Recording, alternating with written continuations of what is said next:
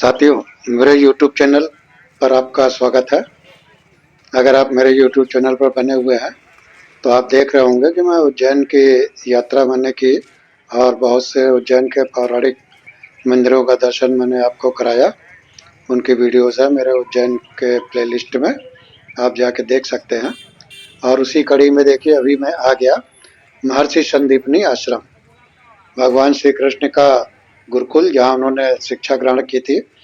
आप सभी को पता होगा ये स्थल बहुत ही प्राचीन स्थल है ये।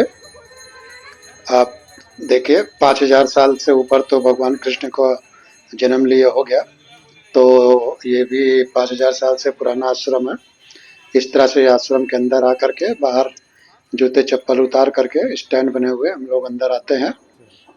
जब आप अंदर आएंगे देखिए दोनों तरफ बहुत अच्छा छोटे छोटे गार्डन बने हुए हैं, हरियाली है बहुत। आप इस हरियाली में विचरण करते हुए अंदर की तरफ आ जाइए। और इस आश्रम की विशेषता है कि इतने प्राचीन समय का आश्रम को काफी अच्छे तरीके से अभी तक मेंटेन करके रखा गया है। ये देखिए कुंडेश्वर महादेव का मंदिर है, ये भी बहुत प्राचीन मंदिर है। ऋषि के समय से ही इस मंदिर की स्थापना है, तो आप समझ सकते हैं कि ये भी बहुत प्राचीन मंदिर है। तो ये 84 महादेव जो उज्जैन में निवास करते हैं उसमें से एक स्थान है। तो कुंडेश्वर महादेव का दर्शन करते हैं, फोटो खींचने के अंदर मनाही है, तो आप यहाँ से दर्शन कर सकते हैं। इस तरह दर्शन करके हम लोग भी बाहर आ गए। और ये श्री कृष्ण सुदामा का विद्या स्थली कहलाता है ये आश्रम। तो इसके अंदर खड़े नंदी हैं और कुबेर जी का भी स्थापना है यहाँ पर। ये इस तरह से देखिए मंदिर का गोपुर है, कितना प्यारा लग रहा है, बहुत ही सुंदर है और बिल्कुल प्राचीन बनावट है इसकी। अब चलते हैं श्री कृष्ण द्वारा सीखी गई 14 विद्याएं। श्री कृष्ण ने संदीपनी ऋषि से 14 विद्याएं सीखी थी। इन 14 विद्याओं में 4 वेद और शास्त्र पुराण वगैरह इस तरह से है। तो ये एक कक्ष बनाया गया है जिसके अंदर इन विद्याओं को दर्शाया गया है चित्रों के माध्यम से। तो चलिए इसके अंदर चलते हैं, आपको दिखाते हैं किस तरह का कक्ष है और किस तरीके से ये दर्शाया गया है। ये काफ़ी 14 विद्याओं को काफ़ी चित्रण बना के देखा गया है। तो मैं एक सेपरेट वीडियो में आपको दिखाऊंगा इसका पूरा हल्का डिटेल व्यू। अभी आपको एक झलक इस वीडियो में दिखा देता हूँ जिससे आपको पता लगे किस तरह से हाल है। बाकी एक सेपरेट वीडियो में इस पर डाल दूंगा, आप मेरे उज्जैन के प्लेलिस्ट में आकर के देख लीजिएगा। मैंने पूरी रिकॉर्डिंग की हुई है तो आपको काफ़ी डिटेल दिखा दूंगा। देखिए इस तरीके का यहाँ पर इन्होंने चित्रण किया हुआ है चित्रों के माध्यम से, किस तरह से श्री कृष्ण बलराम और सुदामा महर्षि संदीपनी से सब विद्याएं सीख रहे हैं, उनका चित्रण यहाँ पर अच्छी तरह से किया गया है। बहुत सुंदर हाल था। अब हम लोग बाहर आ जाते हैं और बाहर आकर के देखिए एक सर्वेश्वर महादेव का मंदिर है। ये मानते हैं करीब 6000 साल पुराना मंदिर है। इसको संदीपनी मुनि ने बिल्व पत्र से इसको उत्पन्न किया था। तो आप समझ सकते हैं कितना प्राचीन मंदिर होगा ये। इसकी जलाधरी में शेषनाग भी स्थित है, जैसा ही इन्होंने लिखा हुआ है, बताते हैं। दिख भी रहा है, जिसको ढक के रखते हैं ये, दर्शन नहीं करने देते, शायद दक्षिणा वगैरह जिनसे मिलता है उसको ही कराते होंगे। जो भी हो, एक खूबसूरत मंदिर है। मंदिर में भी फोटो खींचने वगैरह आगे से मना है।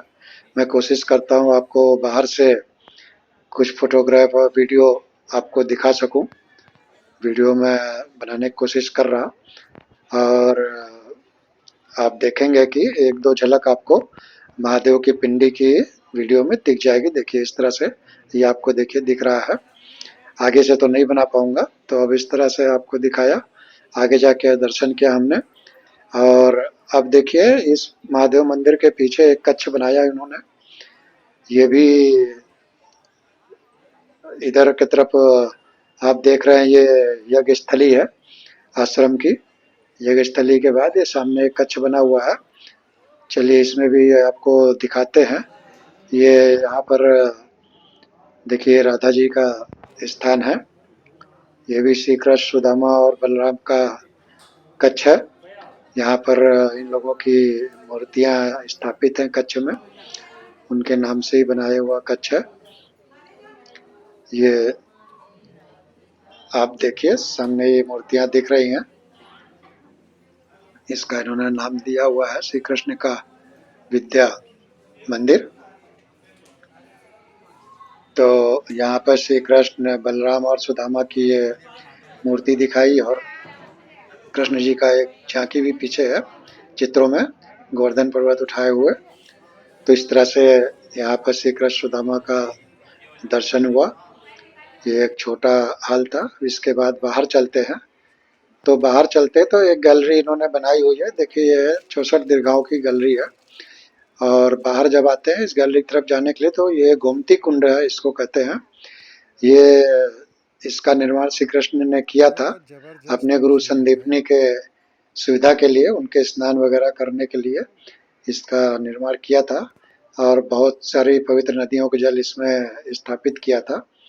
आज के दिन में देखिए, आज 14 सितंबर 2025 का टाइम है। तो इसमें देखिए कितनी मछलियां इकट्ठा हो गई हैं। बहुत मछलियों से भरा हुआ है। ये मछलियां मारने की शायद मनाही होगी। तो इस तरह यहाँ पे इकट्ठी होती जा रही बहुत सारी मछलियां। देखा आपने, बहुत ही खूबसूरत लग रहा। ये प्रांगण बहुत ही बढ़िया लग रहा। इसका नाम इन्होंने दिया हुआ है सर्वांग। जो ये 64 कलाओं की दीर्घा है, इसका नाम इन्होंने सर्वांग दिया हुआ है। ठीक ही है। मनुष्यों की मुख्य 64 कलाएं मानी जाती हैं, जिसका कि अध्ययन और संदीपनी ऋषि ने श्री कृष्ण को सिखाया, ज्ञान दिया उन सब कलाओं का, जो कि उनके सर्वांगीण विकास के लिए बहुत जरूरी था। तो इस प्रांगण में देखिए बहुत लंबा प्रांगण है। ये मूर्तियों के, ये मूर्ति नहीं, इसको कह सकते हैं चित्रों के माध्यम से जो ऋषि श्री कृष्ण बलराम सुदामा को ये 64 कलाएं सिखा रहे हैं। देखिए इस तरीके से इन्होंने ये चित्रण किया हुआ है, बहुत ही खूबसूरत लग रहा। ये पुरानी मिट्टी की दीवार बनाई गई है और उसके ऊपर ये चित्र स्थापित किए गए हैं। बड़े बड़े चित्र हैं और देखने में बहुत ही खूबसूरत लग रहे हैं। सभी को देखना चाहिए, आप लोगों को भी देखना चाहिए, और अपने परिवार को, विशेष तौर से बच्चों को जरूर दिखाना चाहिए इस तरह के स्थान को, जिससे उनका ज्ञान और वर्धन हो और उनकी रुचि अपने आध्यात्मिक और प्राचीन इतिहास में जुड़े, जिससे वो इन सब चीज़ों को जानने को उत्सुक हों और उस तरफ उनका इंटरेस्ट डेवलप हो। तो मेरे को लगता है कि इसको जोर दिखाना चाहिए। अब आगे ये 64 कलाओं को मैं एक सेपरेट वीडियो डाल दूंगा, आप मेरे उसमें देख लीजिएगा प्ले लिस्ट में उज्जैन की। अब इन्होंने एक गैलरी आगे ये बनाई गीता उपदेश। ये भी चित्रों के माध्यम से ही है। देखिए कितना खूबसूरत चित्रण किया इन्होंने। बहुत ही बिल्कुल हैंड पेंटिंग है और बहुत ही खूबसूरत लग रहा। देखिए ये लग रहा सचमुच में आश्रम की दीवार है, जिस तरह से इन्होंने दीवार को मेंटेन किया हुआ है पूरा पौराणिक रूप दे करके। और ये चित्र भी इसी तरह का स्थिति दर्शा रहे हैं। तो इस तरह ये पूरा घूमते हुए हम लोग, देखिए पूरा अंदर से घूमते हुए आप आएंगे। 64 कलाएं जो है बहुत लंबा चित्रण है, तो ये पूरा जगह ले लेती हैं। और ये जो गीता उपदेश के मूर्तियां मतलब चित्रण था, वो भी पूरा इस तरह घूम करके इस तरफ से मैं आया बाहर। बाद में ये सारे वीडियो सेपरेट आपको मैं डाल दूंगा, आप देख सकते हैं। मैंने सारी रिकॉर्डिंग की हुई है और आपका इंटरेस्ट है तो आप मेरे चैनल पर जाकर देख लीजिएगा। ये देखिए कुंड का स्थान, इस तरह से ये सीढ़ियां हैं और इस तरफ से आप बाहर आकर के फिर पूरा दृश्य देख सकते हैं। फिर ये वापस प्रांगण में आ जाते हैं और आगे चलते हैं। तो एक इन्होंने बना रखा है ये 84 बैठक दर्शन। तो ये 84 बैठक दर्शन मेरे को जो समझ में आया कि ये 84 स्थान इन्होंने दर्शाने की कोशिश की है, जहाँ जहाँ पर कृष्ण भगवान की मुख्य लीलाएं हुई हैं, उस तरह का ही स्थान इन्होंने दिया है। ये वल्लभाचार्य जी से जुड़ा हुआ भी दिखा रहा है।